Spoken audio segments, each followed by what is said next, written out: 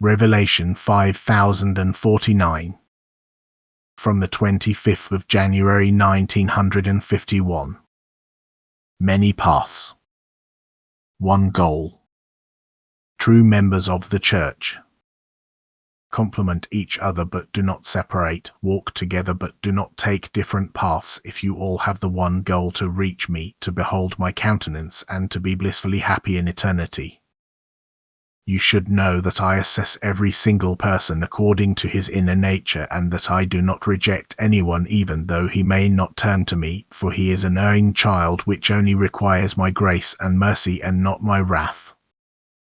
Hence I will also help all misguided people and gently push them onto the right path which leads to me.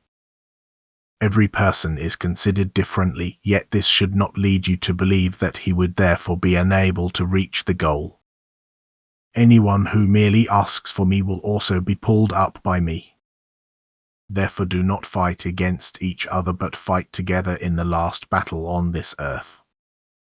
Then there will only be one troop for me whose commander-in-chief I am, who believe in Jesus Christ and therefore have his name imprinted on their forehead.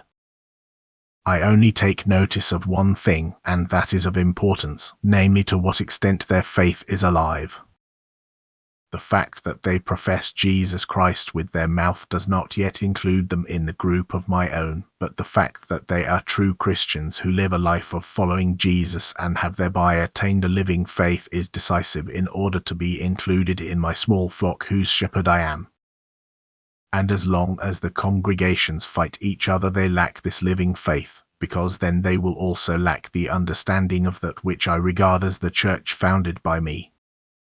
True members of this church of mine understand each other even if they belong to different denominations and schools of thought. True members try to find each other and are happy to have found themselves, and true members are in innermost contact with me myself because they desire my word and also recognize it as the right food and drink. True members of my church are not offended by outward appearances and attach no importance to them either, but they are permeated by love for me as well as for their neighbor. Consequently, their spirit is awakened and instructs them correctly, so that they recognize each other and have nothing against each other anymore.